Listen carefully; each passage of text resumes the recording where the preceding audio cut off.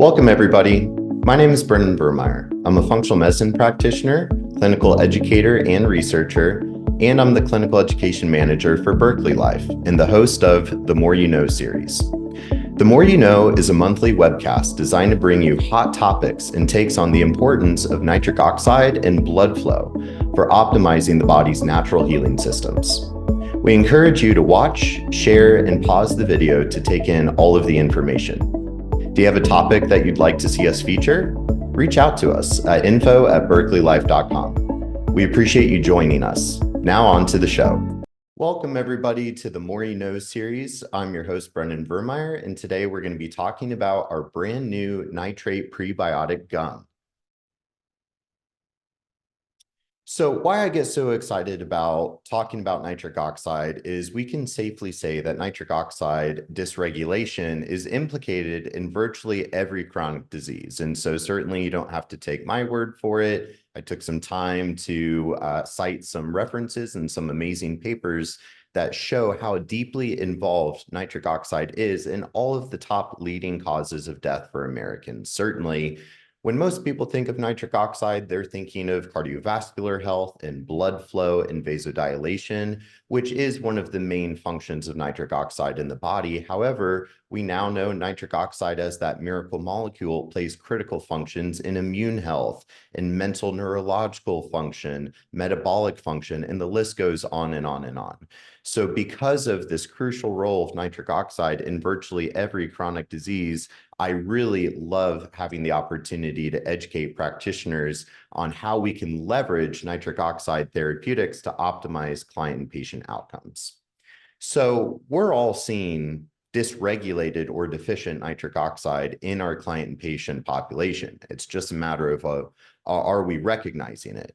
So here are some of the major signs and symptoms that you probably are seeing regularly in your practice. Things like low stamina and chronic fatigue or brain fog. Something that usually resonates with my clients is the phrase air hunger, feeling like they just can't get enough air. They're hypoxic, they have hypoperfusion, low blood flow, and they might even have peripheral neuropathy or numbness, tingling, pins and needles sensation in their extremities. There's many symptoms that could be related to an underlying nitric oxide dysregulation.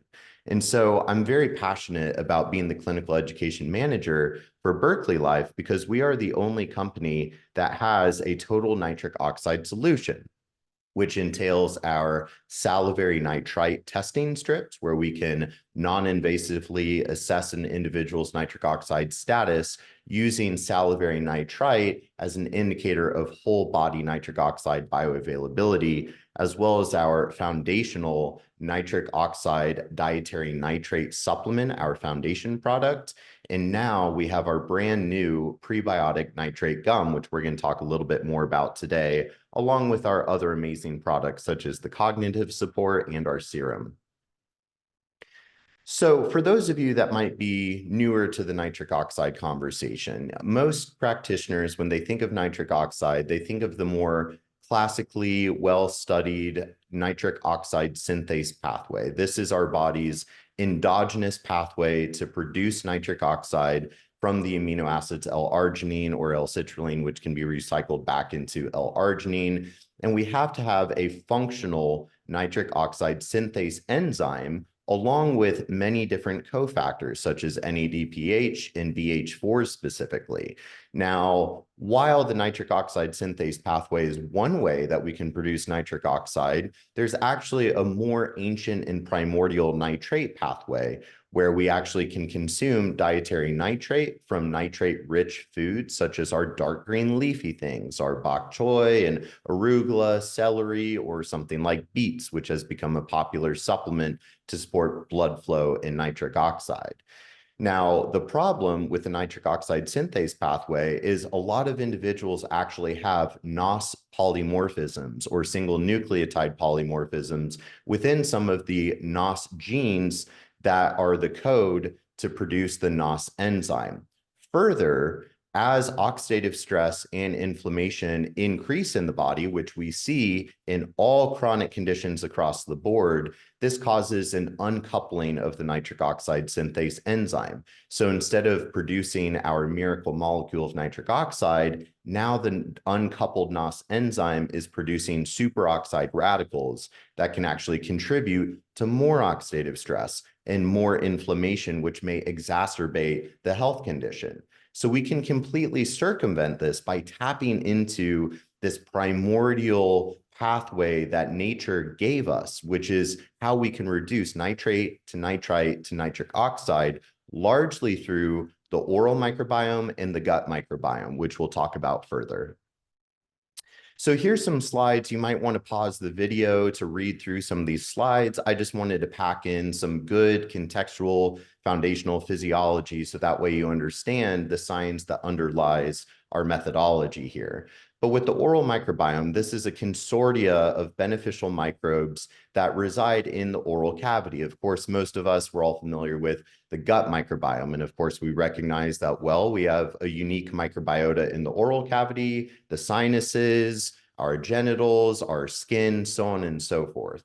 And while the gut microbiome has gotten a lot of the focus in the past couple decades, we're now starting to see this explosion of research and literature that's highlighting the importance of the oral microbiome for cardiovascular health and really whole body health. So it's a very exciting area of research because we're seeing that a dysbiotic oral microbiome can drive excess oxidative stress and inflammation that contributes to symptoms and chronic conditions, as well as it dysregulates our nitric oxide status. If we don't have this diverse, stable ecosystem in the oral cavity that can effectively reduce dietary nitrate into nitrite and then ultimately nitric oxide, all of a sudden we have a nitric oxide deficiency. We can't have vasodilation of our vasculature or lymphatic vessels. So we like to say health goes where blood and lymph flows. And without nitric oxide, all of this becomes inhibited and slows down dramatically. So we're seeing the literature coming out of connecting oral hygiene to cardiovascular disease. And this is why we're very, very excited to now have a solution. Millions of Americans have poor oral hygiene practices using things like chlorhexidine-based mouthwash and antiseptic mouthwashes, fluoride toothpaste, smoking, vaping, stress levels, sedentary lifestyle, so on and so forth. Some of these poor oral hygiene practices and poor lifestyle habits can create a dysbiotic oral microbiome that can drive more of a sort of leaky mouth syndrome, where we can have translocation of various pathogen-associated molecular patterns, such as lipopolysaccharide, that can drive a lot of inflammation in the body and the brain. But at the same time, if we don't have those nitrate-reducing bacterial species, this also dysregulates our nitric oxide bioavailability. So really, with converting dietary nitrate, whether it's from a dark green leafy salad or our foundation dietary nitrate products, we have to be able to convert that nitrate into nitrite and onto nitric oxide. And it starts with the oral microbiome. And then secondary is the acidic stomach environment. And third is the gut microbiome. So it's really quite beautiful that our garden of life, the microbiota, really regulates this transfer of nitrate to nitrite and nitric oxide. The idea being we have this sort of nitrate pool or reservoir only if we are refilling that pool. So we can dip into that nitrate pool and manufacture nitric oxide whenever we need it, which we need a constant supply of nitric oxide all day, every day to have optimal health. So there's many different species of bacteria in the oral cavity and in the gut microbiome that contributes to this beautiful conversion process, including Neisseria, Prevotella, just to name a couple. And I actually have a comprehensive list on this next screen here. So you can look at some of the oral microbiome, nitrate and nitrite reducing bacteria, as well as some of the species within the gut microbiome. So we have to ensure that this ecosystem in the oral cavity and the gut microbiome is optimized for whole body health. So this is why we're very excited about our brand new prebiotic nitrate gum. So what we did is take our well-proven nitrates and packed it into this complex gum matrix. And this was intentional. Most people don't think of a gum as being a therapeutic agent, but this gum matrix is intentional because we want to give that nitrate that acts as a prebiotic time in the oral cavity where we're chewing on it, we're masticating, we're getting the saliva, which should be rich in salivary nitrite, which we can obviously use our test strips to measure directly, and supplying about 100 milligrams of dietary nitrate through the gum. And we recommend chewing one piece 2 times every day for up to 4+ days, depending on the clinical circumstances. So that way we're giving those nitrates time to act and work their prebiotic effects in the oral cavity. We're actually currently doing a research project, and our preliminary data is looking very exciting. And so far, what our preliminary data is showing is that by chewing a piece of gum 2 times per day for about 5 minutes for 4 days, we see shifts in the oral microbiome composition, and it seems to be dissuading potentially pathogenic bacterial overgrowth while increasing our nitrate-reducing bacterial species. So we can optimize the oral microbiome diversity and stability of that ecosystem while also boosting whole body health through nitric oxide bioavailability. So this is a beautiful schematic. Let me get my face out of the way here. That shows essentially how this process works, where we consume dietary nitrate, again, whether it's from a salad or a foundation product, and some of that nitrate might be immediately converted into nitrite through the oral microbiome. And then our acidic stomach environment will also contribute to the formation of nitric oxide through the reduction of nitrate. And then in the gut microbiome, the garden of life down there can also decide when do we need to absorb more nitrate, convert it to nitrite to be able to manufacture that nitric oxide. And we actually circulate nitrate and nitrite through the plasma. And we have about 10 times the amount of nitrite in the salivary glands compared to the plasma, which is why the salivary nitrite test strips have been proven as a reliable tool for assessing whole body nitric oxide status.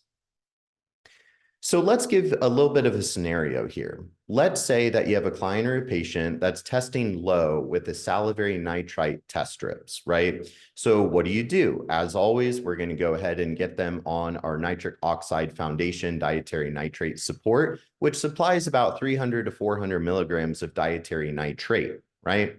Now they're going to swallow those capsules. It'll pass through the acidic stomach environment and then down into the intestines, where that nitrate should be readily converted to nitrite and nitric oxide as needed. So this would boost blood concentrations of nitrate and nitrite that then would reflect in a more pink test strip about 60 to 90 minutes later.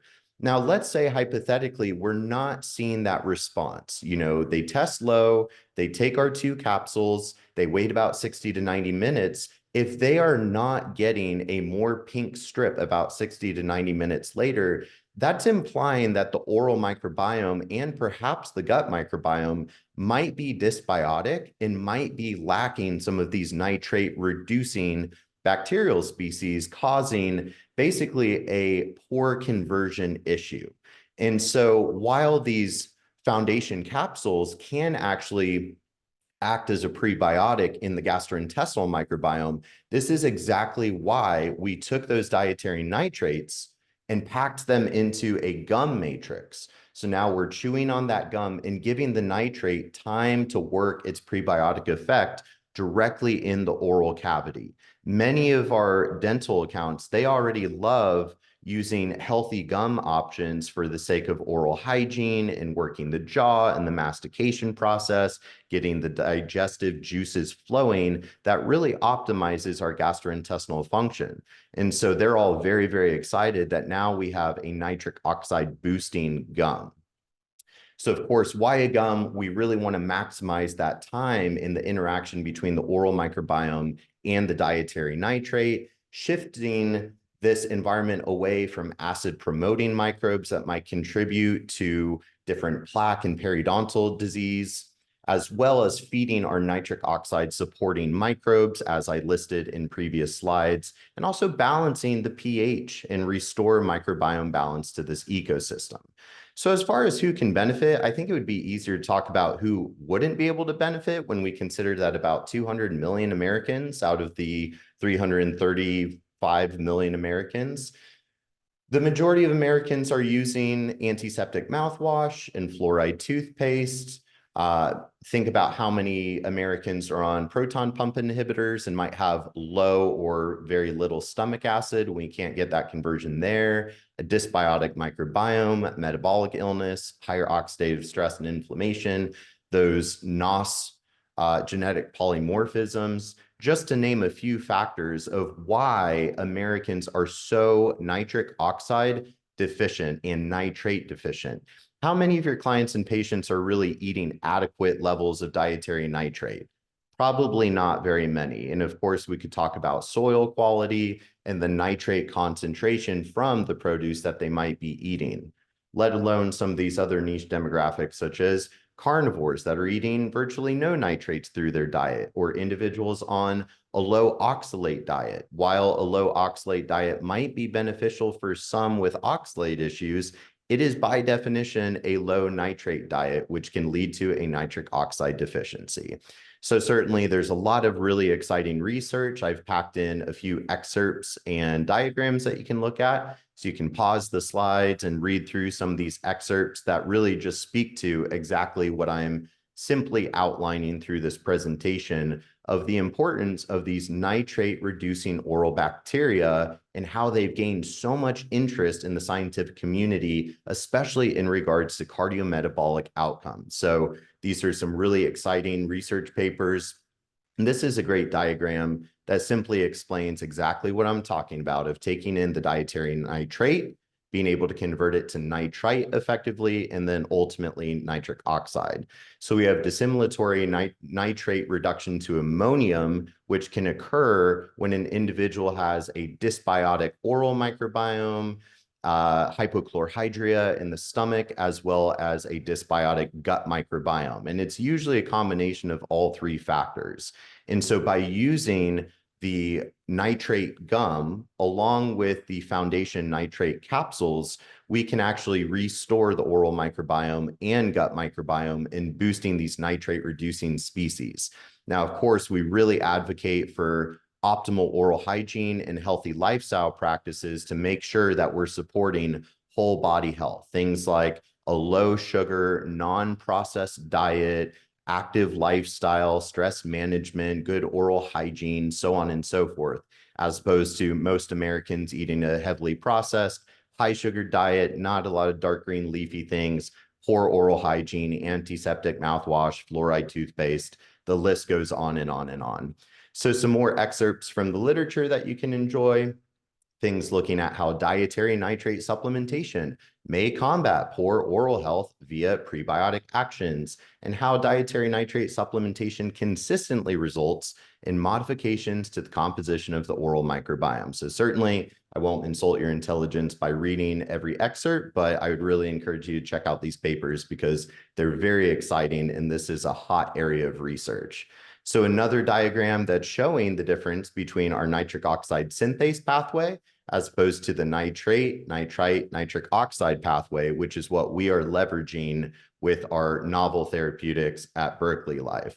So again, because of malnourishment and cofactor depletion, right? If we don't have the right vitamins and minerals and cofactors like NADPH, BH4, glutathione, so on and so forth, if we have NOS single nucleotide polymorphisms genetically, if we have NOS uncoupling because of a substrate issue, a cofactor issue, or an oxidative inflammatory issue, which is most of our clients and patients, we're not going to be getting adequate nitric oxide and instead getting that superoxide radical that I told you about before. So again, we can leverage this nitrate pathway with our dark green leafy things and our dietary nitrate capsules and gum to restore harmony to the oral microbiome, the gut microbiome, and optimize nitric oxide status. And of course, you don't have to guess. We can test using our salivary nitrite test strips to really guide the protocol. So again, here's that diagram that outlines some of the many factors that might be disrupting